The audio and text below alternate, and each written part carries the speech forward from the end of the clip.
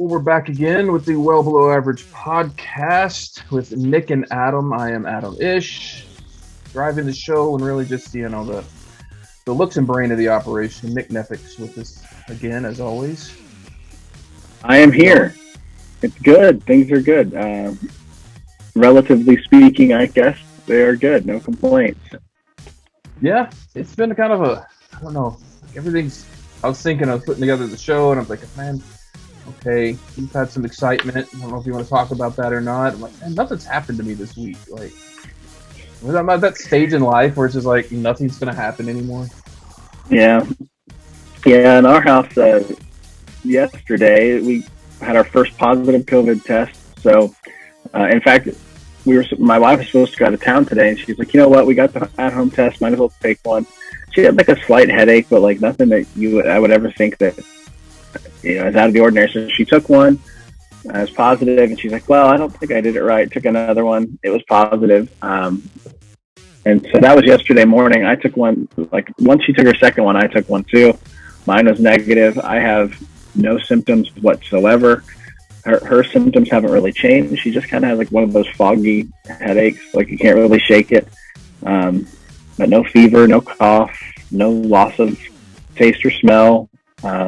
No flu-like symptoms, just kind of feels like a head cold. So she went and got a PCR test. I guess they're supposed to be more accurate yesterday. So we're waiting to get those results back. But for now, we are at home and just staying home. And we have a 6-month-old, so we're hoping she doesn't get sick. And thankfully, we're vaccinated. We have our booster. My wife got vaccinated when she was pregnant, so I've been told that our daughter should have some immunity from that. And I mean, just naturally, kids aren't getting as sick as adults are most of the time, so that's good. But we're just, we're at this point.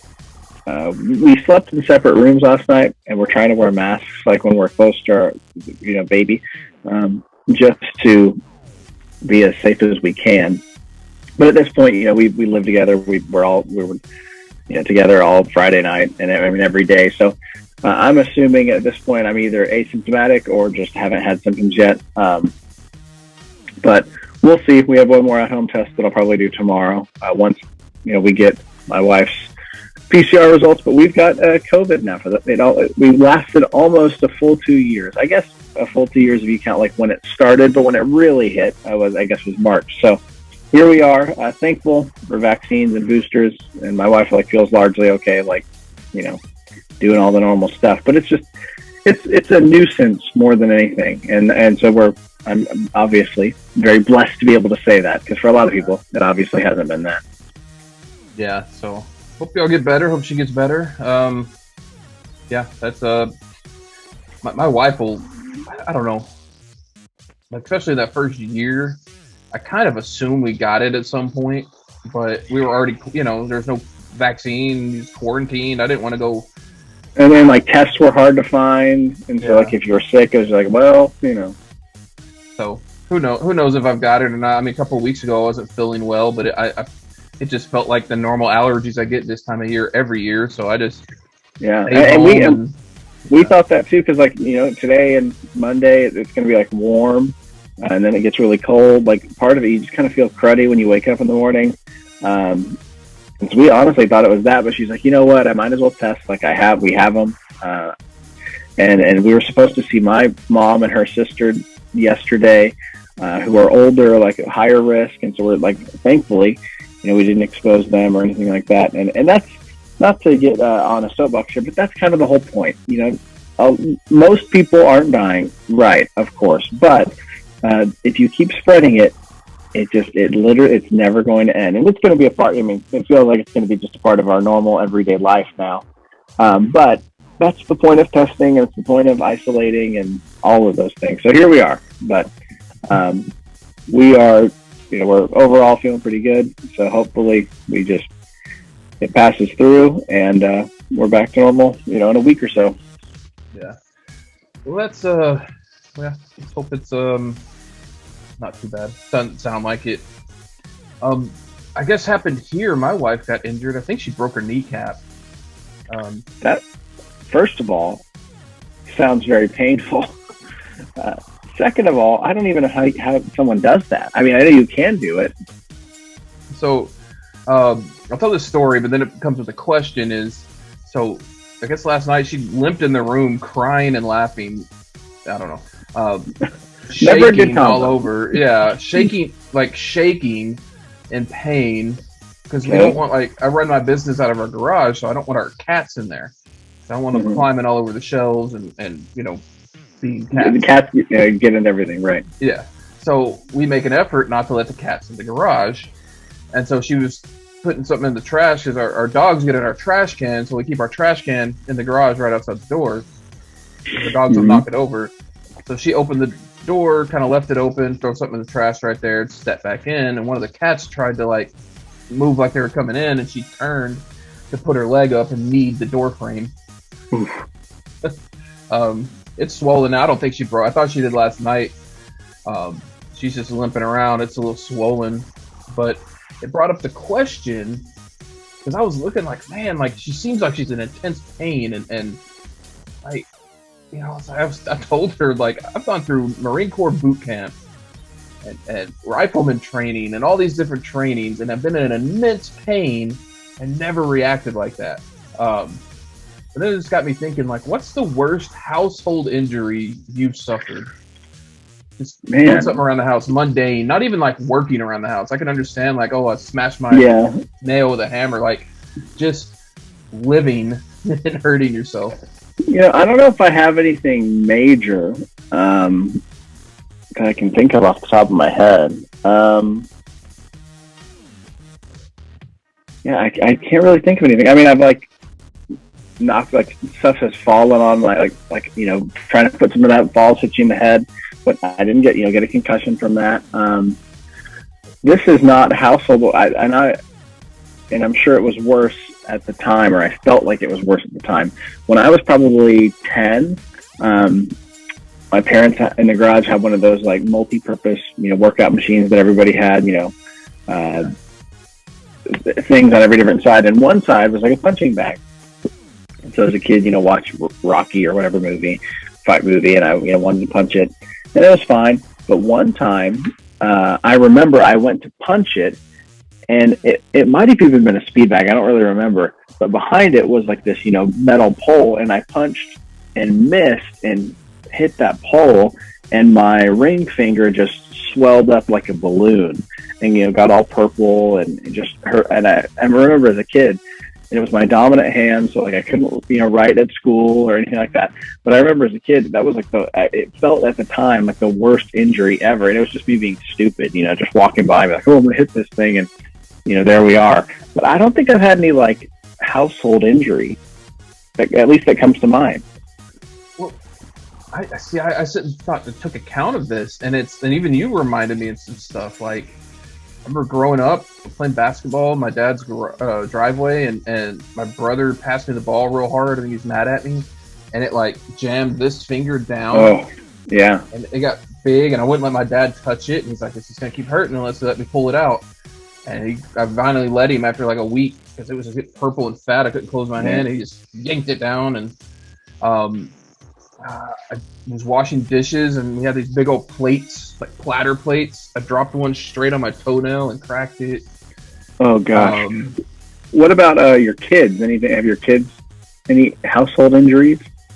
No, their big injuries happened. One was we took them out, like, with little scooters. My son, when he was, like, 3, to the church parking lot, and there was some, like, light gravel, and he decided to, like, scoot his feet on it and slipped forward and busted his chin open. And my daughter at school slipped on a wet floor and busted her chin open. My youngest daughter. I can't think of anything with my oldest daughter. It's no. Yeah, our daughter's starting to have, like, her first, like, she's sitting up on her own now. Okay. And so she started, but she's not quite there yet. Like, so she's still a little unstable. And so a couple times, she's flopped over. And more than anything, I think it just, it scares her. But we're starting to see that just, the falls and things. And so I'll have, as she grows, I'll have those stories. But I think every kid's busted their chin open. One time I, like, fell and I had the scar. I still have a scar like on the front side of my hand. But I fell. I was probably a teenager. I don't know. We were messing around doing something, and I like scraped a hole in the top of my hand. I still have a scar from it. It didn't hurt all that bad, but it looked disgusting. And so like little things like that, just when you're messing around with your friends, and, somebody falls or scrapes something or breaks something. But yeah, no major household injuries, at least yet. Still hopefully still got a lot of life to live here, but none yet. Hopefully, if you do, they're not too bad. With babies, though, something, and I'm sure you've seen this and heard this, they'll always go with your reaction. Right. Like, walk up to your baby and then, like, clap your hands behind her head and then start, make a big deal. I guarantee you she'll start crying. Like, then she'll grab her head and, yeah, it's funny. Yeah. I mean, we know, we try to do the whole, like, or whatever. You felt like, even though she's still a little, like, just have that, positive, it's no big deal type reaction. Our nephew is 2.5, and when we've been around him, same thing. Like, he's running around like crazy now. And so if he falls, his parents are just like, get up, and he doesn't freak out about it. But yeah, I've heard that from a lot of people, so I have to keep that in mind. For sure. Yeah, it's funny, but yeah, keep those household injuries. Keep it safe, guys. But so let's move. Don't break kneecaps. Don't break kneecaps. Man, she's fine. She's a tough girl. But let's move on to Explore Snore. I have 3 articles and then 2 just kind of like stories, questions we can get into. So, you ready to do this? I am ready. Let's first give a shout out to our sponsors. You want to do that? Yeah, I'll go first here. Rodeo Coffee, the black shirt behind Adam's head there. Small batch roasted, you can see that on the shirt, but it's right here in Fort Worth. They have a brand new coffee trailer, truck, maybe the same thing, whatever you want to call it, but it's at the Walsh Ranch neighborhood. It's like right on the edge of Fort Worth and Aledo, if I remember right. But they've got all sorts of, you can get lattes and Americanos and cappuccinos, all that stuff. They also sell some breakfast tacos, I saw, that they get from somewhere. I think they do that on the weekend, so check them out. You can also check it out online, order some fresh bags of coffee there. But shout out to Rodeo Coffee. They're blowing up, so follow them on Instagram, all those things. And tell them you heard about them from the Wobble Average podcast. Yes, that'd be awesome. Our second sponsor is Local Menace. It's a local Dallas-based artist-owned streetwear brand. They come out with new designs, new cool, awesome stuff. This is my favorite design. One of my favorite movies, Mars Attacks. Always, it's got some just cool stuff. Justin out there who runs it. He's always out at markets, Deep Ellum if you're out in that area.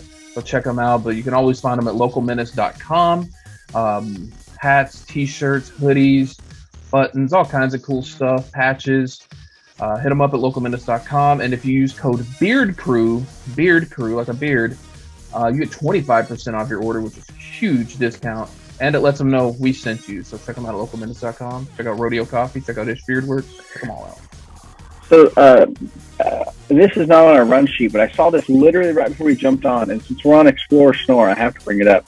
Okay. I don't have any details. I only saw the headline. South Korea. In fact, let me just look. South Korea has just opened up their 17th. I think it's 17. Let me double check. They're 17th on the border. Like on the border restaurant? Yeah, like the Tex-Mex restaurant. Let me here. I'm gonna find it. It was a tweet from Bud Kennedy, who writes for the Star Telegram here in Fort Worth. I'm a fan of on the border. On the Border just opened up its 17th restaurant in North Korea. I haven't been to On the Border in a while. However, when I have been, for like chain Mexican or chain Tex-Mex, not bad. It's spicy. Like I like it because it kind of goes with it, it's a little more. Yeah, it's not like I don't know of another one, but yeah, some of them are kind of bland and just not very Tia Roses I really like, but they're kind of generic. I find On the Border is a little spicier, a little bolder than your most chain Mexican. Yeah, but 17 On the Borders in South Korea. So if you, I'd be curious. The menu is probably slightly different there, but if you need Tex-Mex and you're in in Asia, just make your way over to South Korea. You've got on the border there. Yeah, unless you're in North Korea, I don't think it's going to be that easy. No. What if they put it on the border? On the border. There you go. I'm sure there has to be one of those somewhere, like on a state border, even somewhere. But yeah, I saw that before we hopped on, so I had to point that out. It'd be a fun trivia question, like what American chain Tex-Mex restaurant, or I don't know, something like that. But anyway, on the border, very popular in South Korea. I enjoy on the border. So first, Explorer Snore is Governor tells Bette Midler to kiss his dog's hiney and shows it. I'm sure you've heard about this, perhaps. I don't actually know if I have. All these. I guess this is technically an animal story. Let's go ahead and explore. Since I haven't, I really don't think I've heard this, but let's explore it. So Bette Midler, the actress, singer, Hall of Famer, entertainer, called West Virginians poor, illiterate, and strung out in a tweet after their governor refused to support Joe Biden's Build Back Better Act. And so she, Republican governor didn't support Biden.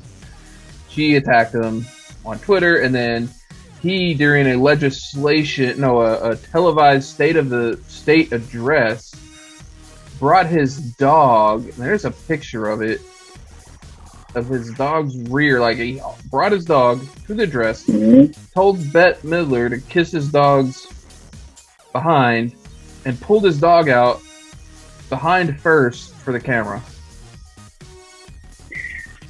Oh man. I mean, at least it's entertaining. I guess is my only response. Did he really want this to happen? Like, you go to that great of lengths? Do you really mean it? I guess it's very interesting. I kind of feel like, I think it's Trump. I didn't like a lot of what Trump did, but I think the worst thing Trump had going for him is he was not presidential. He lacked that decorum of someone you would want in leadership, and this smacks of that. We're putting a publicity stunt out and being vulgar and but these are the same politicians that are like, we need to protect our children and ban books, and which is coming up. It's very hypocritical. Yeah, I think you bring up a good point. These kinds of things, responses, have always been there to a degree, but whatever you think of Trump's politics, agree or disagree, I think people know where we typically stand there. But he brought out this not act the right way. I'm not going to act the right way ever. And that has opened the door for many other people in forms of leadership. And we even saw, when they were debating, now President Biden kind of slip and and fall for that. But it's brought out this, I'm not going to act the right way. We're going to, even though I'm a senator or whatever, governor, we're going to make jokes. We're going to call people names. We're going to do this. And I think that's been among many other things, a big byproduct, of that presidency. Yeah. So, West Virginia, your governor. That's a weird looking dog behind too. I think it's a female. I don't know. Your governor flashed his dog's hindquarters during a State of the State address. So. Next election, why don't we not? Let's just remember that one. I think that's right. There we go. So next one, this one, Michigan school offers full tuition after scholarship error. I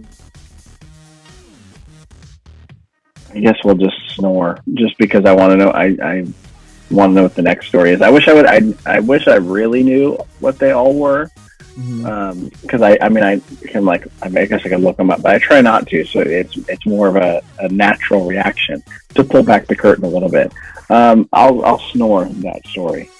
Okay, we got a couple of non-article related. Let me jump to the next article. One is sales soar for mouse after its banning in Tennessee. I don't even understand the word he just said, so we're gonna explore that. So are you familiar? We're Tennessee, West Virginia. We're sticking to that part of the country here. We are. It's definitely, yeah. So Mouse, you're familiar with this? It's a graphic novel that kind of Mm-hmm. depicts, you know, the Holocaust, and their mice um, caricatures, and it's a classic book. Apparently, been around forever. Maybe not forever. Been around for a while. Um, yeah, the state of Tennessee banned it in classrooms in all Mm-hmm. schools because just controversial, you know. So yeah, Pulitzer Prize winning book. Um, very from what I don't think I've read. I've never read it, but it's from 1992. Gives a very easy to digest, I guess, understandable vision of the Holocaust. Have you read it? They no, but I've heard of it.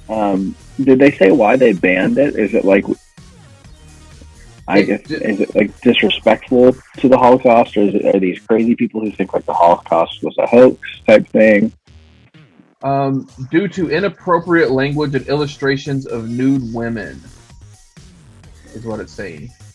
The reason, and it's So, like, I get if you don't want your kid reading it, I get that, but like, there should be an age because like, this isn't pornography, right? This right. isn't. This is women or depictions of women who are, I'm assuming, severely abused, severely malnourished, um, mistreated, like things that really happened of how these marginalized people were treated. And honestly, one of the most sombering things I've ever been a part of, is going to the Holocaust Museum in Washington D.C. I did that when I was 14, in eighth grade, and I still like have vivid memories of that and how sad and scary it was. I think there's something to that. Now these are mice, obviously, and I haven't read it, so I don't like want to make light about the people who wrote it, but I think there's a part of that, and it's good that kids we have to know our history, and not specifically American, but especially if you're like a white, especially male, in upper or middle class. Like you need you, we are the like this kind of person right here, who thought they had status in Germany was who was doing that. And so I think if you ignore that or just say, well, because there was some partially clothed mice women, we're not going to let our kids read it. Like, what are we even doing here? I've gotten far too political. Maybe it's the COVID. Maybe that's my COVID symptoms is getting too political. But I actually want to look up these books now. When we get off, I might look them up and just try to find like a summary, because I didn't know any. I mean, I heard of it, like I said, but I didn't know really any of the details at all. Yeah. And apparently they're trying to pull. They've already banned The Bluest Eyes. I never heard of, but I haven't heard of that. To Kill a Mockingbird has also been banned. I've heard that, but I've heard of schools, districts banning that. Yeah, but I remember being taught. I remember having a whole Yeah. lesson around that in school, and it's Mm-hmm. the way it teaches you culture and you know, race issues and stuff. Like, yeah, it seems like it's very tied to the whole critical race theory. Anything that has anything to do with race or bad, like, yeah, to be political, I guess the Republicans seem like they're trying to erase the bad parts of history, which I don't know. Like, to me, as you being an educated person, me being an educated person, I find it, I don't know, disgusting to see politicians controlling education and having more influence in education than educated people. I don't know. Well, what's funny is the way you say that trying to erase history. That was the whole, bringing down Confederate statues. The counter to that was like, oh, we're erasing history. We're doing away with history. It's ironic that it's that way. Yeah. But anyway. Yeah.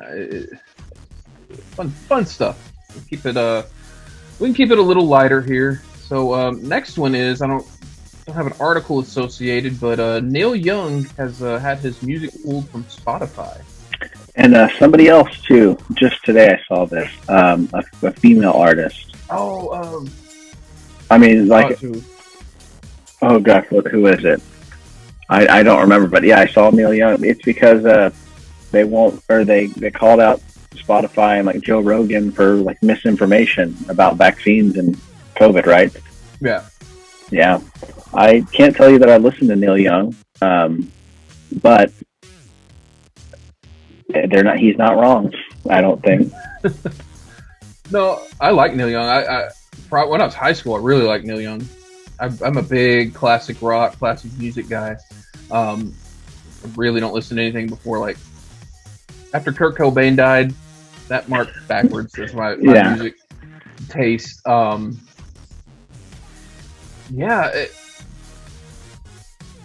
I think, and the point I heard was he himself probably isn't big enough currently to make any impact. But it's like you said, like the big reason is, are other artists going to start following suit? Mm-hmm. And we see one drop today, and I remember it being a fairly, I'm going to look it up, fairly big artist, but you see their shares drop 13%. I didn't see Friday. That part of it. I think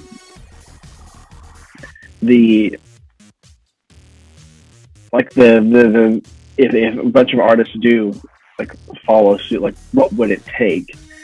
And unfortunately, I think the listenership, and that was the word I was looking for, like the listenership, the viewers, the people that follow Joe Rogan, like those numbers are so massive that it would take quite a bit. But it'll be interesting to see if anyone else, comes behind, these people and says, take our music off as well. Because like in reality, like most musicians, like they make like 0.003 of a cent like per listen on Spotify. Like they're not bringing in tons of money for the most part off of Spotify listeners. I think it was Joni Mitchell is the one. That's right. Yeah. But I'm looking at her songs. I'm like, what? I know the name, but I don't know if I could think of a song right off the top of my head. But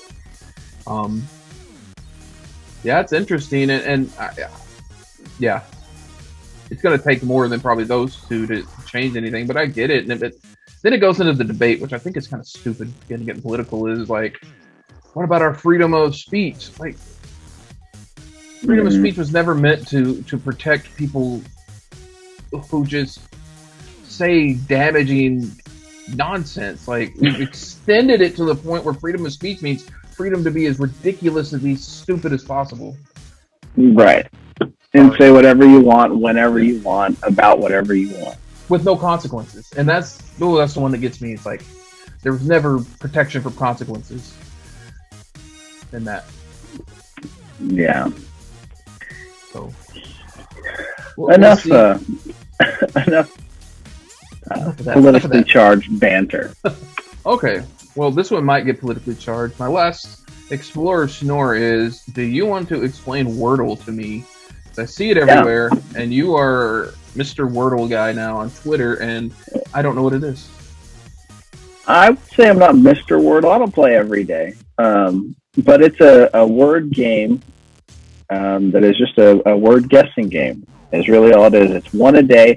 Now you can find like knockoff apps where it's just you can play, as many as you want in a row. But the real one is like online, and it's just a word that you try to guess every day, and that's really all that I could tell you. I mean, it gives you like it's a blank slate. Let's see, it's a 5-letter word. I had to count it out because I couldn't remember.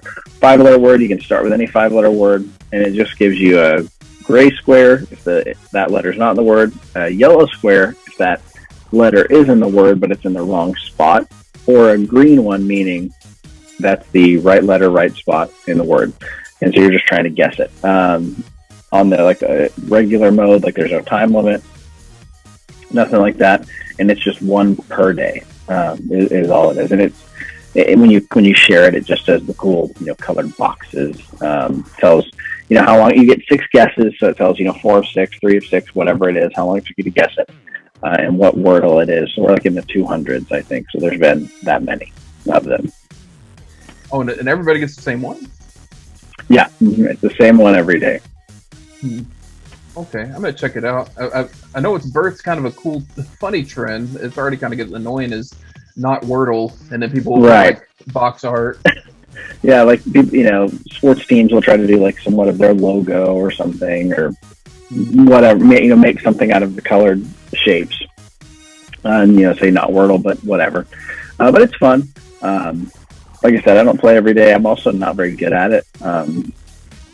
My wife is way better at Wordle than I am, but yeah, it's something to do each morning or whatever you feel like it. Okay. Yeah, I've seen that, and one of my favorite things when preparing the show is to stalk your timeline to see what I could bring up, and I was like, Wordle. Okay, there's a bunch of these here, and I see them everywhere. So Yeah, right. Yeah. And that concludes Explorer Snore. Do we have a Nick Hates It today? Not really. It's COVID, really. Now that it's finally here in our house, it's ridiculous how long this has been going on. It's also ridiculous to me. I know we're getting away from politically charged things. How hard it has been up until recently to get testing. Now they've sent at-home tests if you want them. But it's pretty tough to get tests, and it takes a long time to get results back. Like, it is not easy to navigate if you have it or not. And like now, I just have to, even though I had one negative test, like I have to just assume, that I have it. And I'm thankfully like we'll be fine. Like it'll just at this point to us, like the worst it could probably get is like we'll feel like we have the flu, but like we'll get better from it, thanks to vaccines and boosters and those kinds of things. But it's going on 2 years now. Here we are. And places like you walk into the door of a place and it like says like face mask required or like whatever it says, people still just like don't wear them because somehow that imposes on your freedom. Goes back to what we were just talking about. But yeah, it's frustrating. Definitely hate it a lot. We can talk about NFL overtime, I guess. I hate that too. Going back to the games last week, I don't think the Bills lost because of the coin toss. Like, I don't think they lost because of what they did before that. However, the NFL overtime rules absolutely need to change. Maybe not in the regular season, but for sure in the postseason. And this isn't new. Like, this happened to the Chiefs, 4 years ago? They lost to the Patriots when the same thing happened. Both teams need a chance to score. I don't know how you end it. Like, you can't play forever.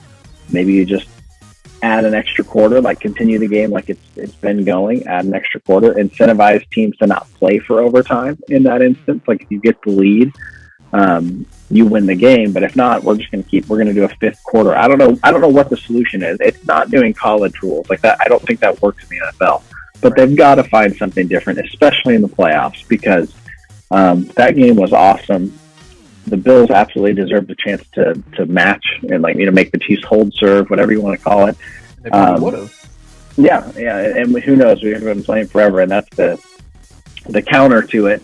But I love the NFL, favorite league, favorite thing to watch. But the overtime rules need to be changed, if for no other time than the playoffs, because exactly what happened and has happened before will keep happening.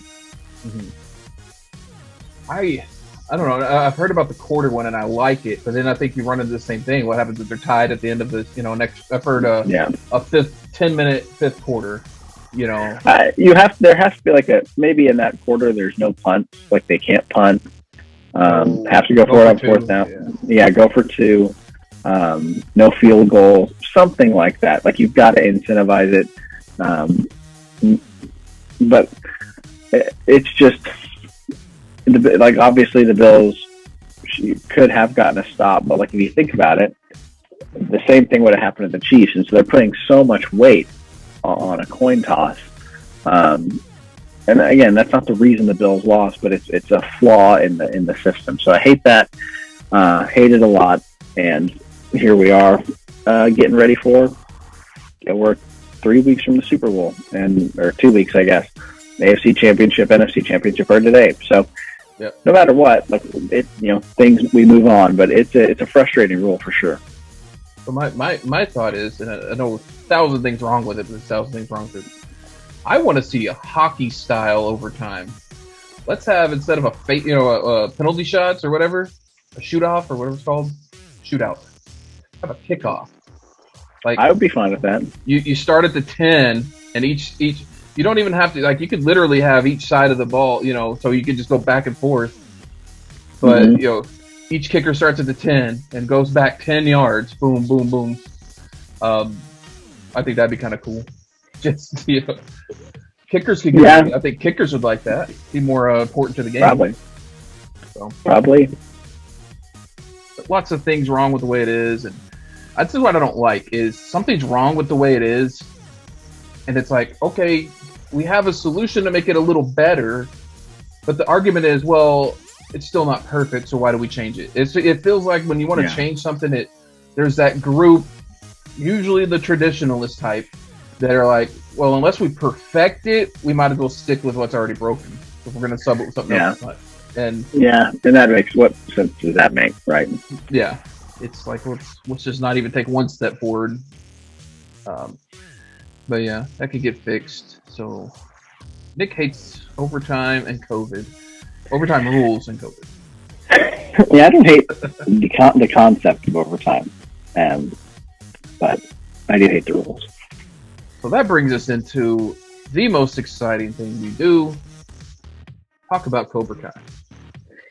Yes, episode 4 of season 4, and we kind of grouped 1 through 3 together last week, but and spoiler alert, we will talk about spoilers here.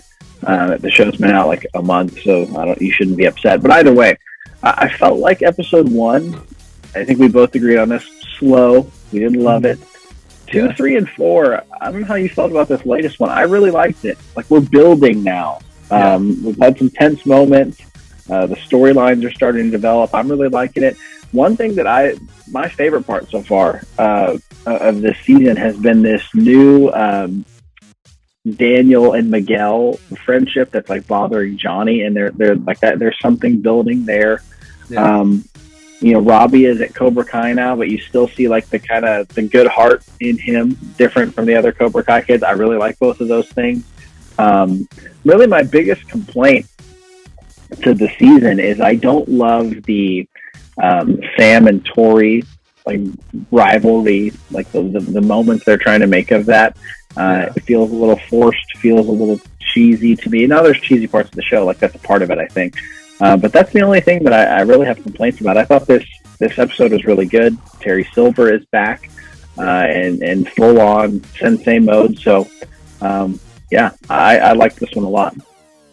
Yeah, good episode. I'm with you on the Tori Sam thing, but I'm seeing. I think you're starting to see with Mrs. LaRusso in there. That's kind of a cool dynamic. I see he's going to go somewhere. I wonder if Tori, through getting mentored by, Sam's mom, is going to kind of move away from that Cobra Kai mentality, because that seems to be a lot of her issue is she doesn't have a stable home life. She has to work all the time. And, it seems like every adult male she interacts with is a creep, which, except for Kreese. And that's the one thing that it gets me is like, the one redeeming thing about Kreese is how he really is protective of Tori against other, against predators, really. And it's like, I want to hate him, but he's doing, Yeah, that's the truth. There. Yeah. There's like that bad guy in Hawk, how he's not a bully, but he still kind of is a bully. Yeah. We'll see what happens there. and who knows? But it's building up to be, we're about halfway through. I think, I don't know if there's 10 episodes. I haven't even checked. I'm assuming there are. It's building up, and I think it's getting good. How long will they do they have to do the All Valley in more than one episode for how much they're putting into it.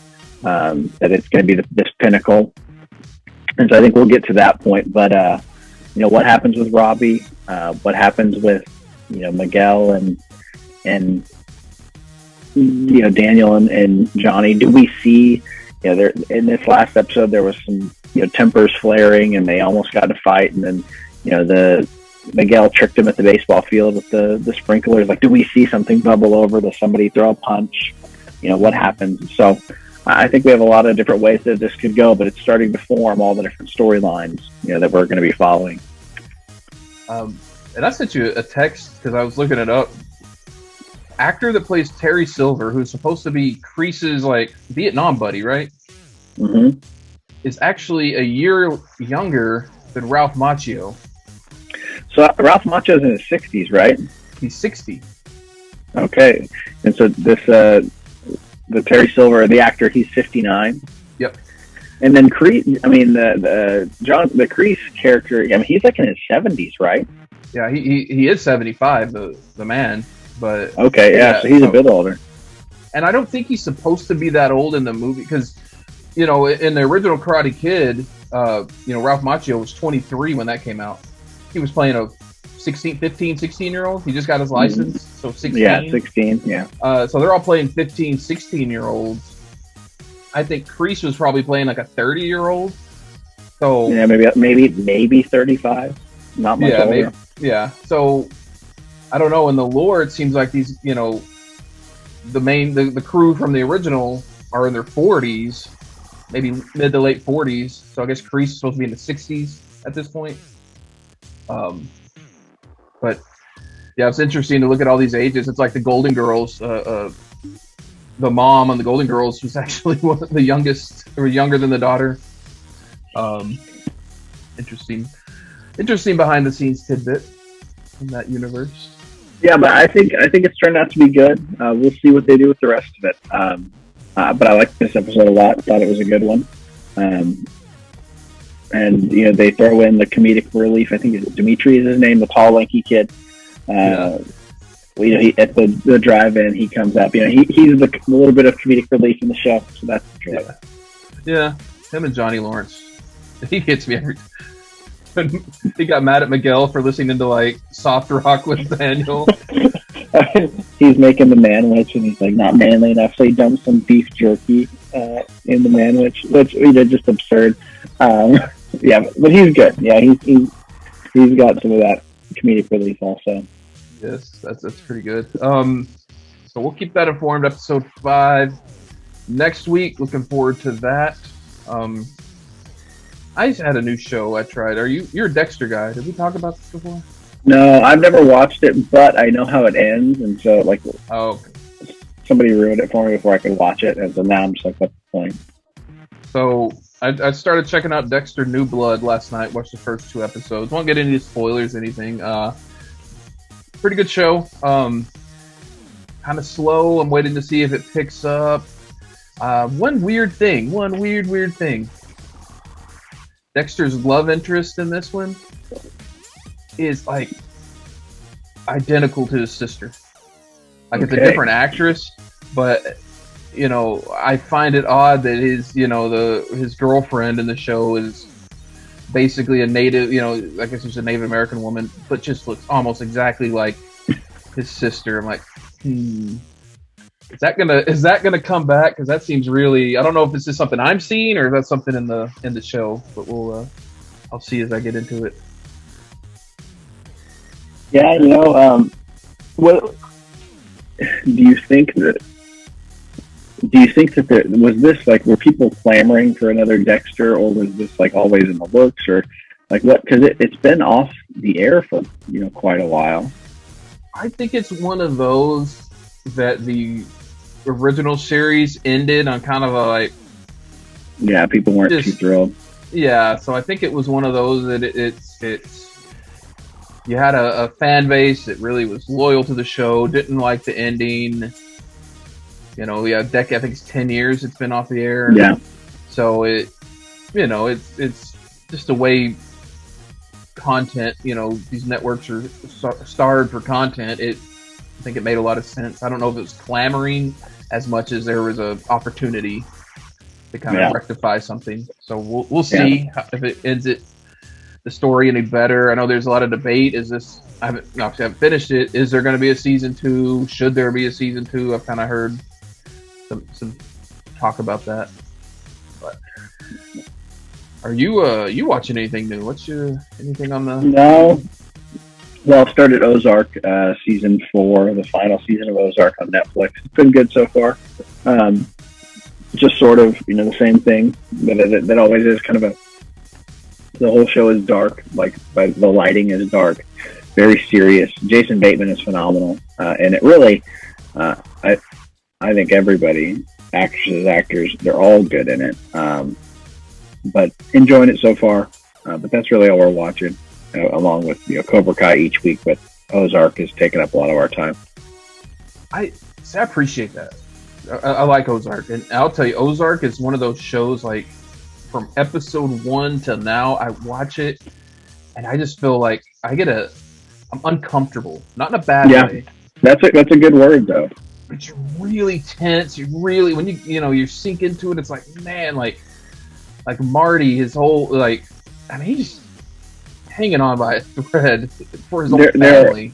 There are no comfortable moments. Like in a lot of shows, you're like, okay, I can relax a little bit. But every episode, every moment you're like, something's about to happen. Yeah. So I love that about the show, how they can push that across the screen. But I really appreciate a show that tells a story, keeps it good and tight, it doesn't drag on. Like 4 seasons of Ozark, tell the story.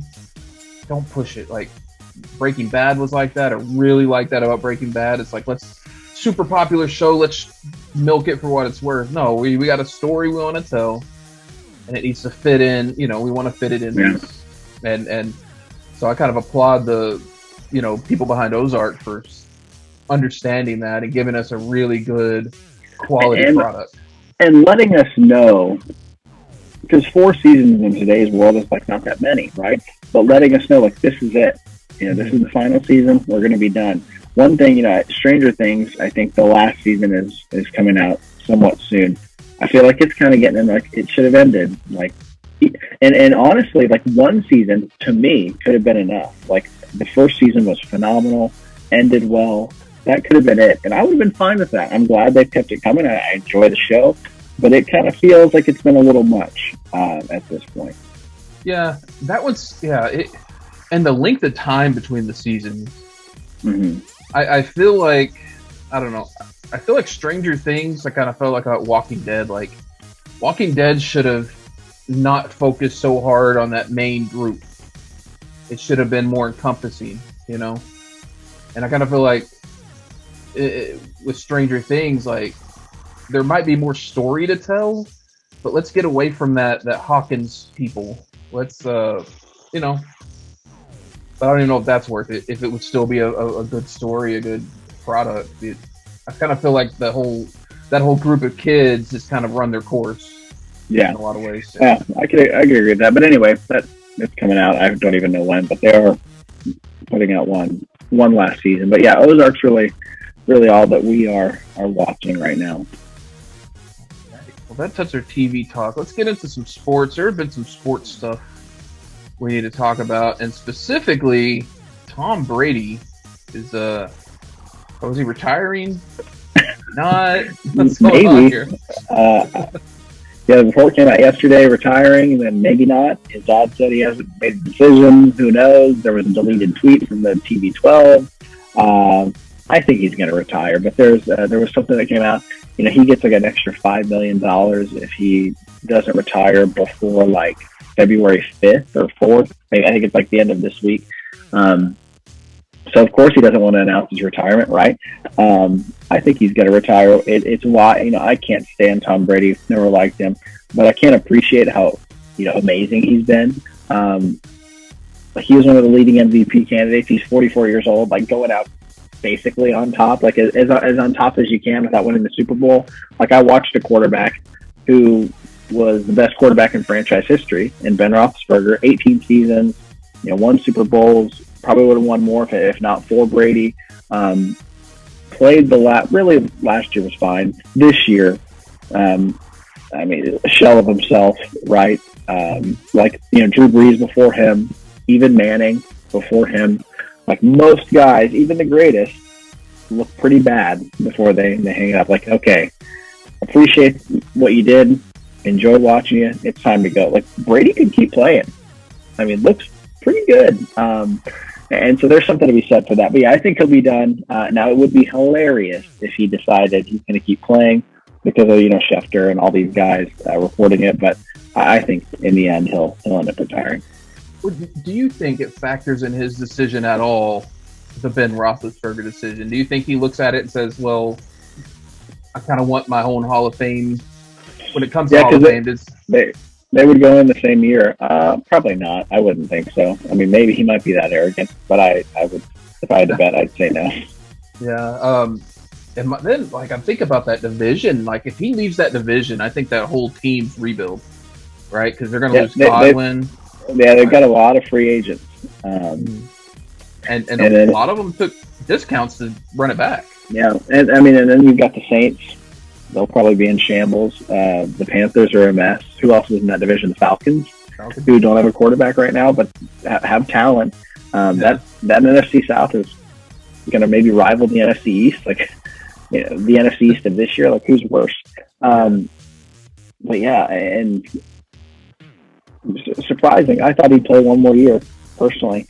And now we wait and see what happens with Rodgers. I think he probably, stays in Green Bay, but who knows? Yeah, Rodgers is weird because I know he can force a trade apparently, but I think there's a lot there. And is Green Bay going to take? Green Bay seems to have no leverage in it. Right. But I can't imagine Green Bay pulling the trigger on anything on a discount for Rodgers. Well, also, like, with their cap situation, like, whatever the cap, so it really doesn't make any sense to trade him. Like, I think if you're a Packers fan, and I could be butchering this, so if you're a Packers fan, let me know if I am butchering this. But I think the only thing that makes sense is either for him to retire or to extend him, to, like, do a 2-year extension. That way they can make the money work. I think those are the only things that, like, actually make sense. Of course, they can, if a trade has to happen, they can find a way to make it work. But on the surface, it doesn't make any sense to trade him. I think he probably stays there, but who knows? The NFC is going to be wide open next year. The Rams have a ton of free agents. Who knows what happens with the 49ers after this? Like, the Cardinals, they're really good, but they have all of their issues. Where does Russell Wilson go? It's been strangely quiet around him.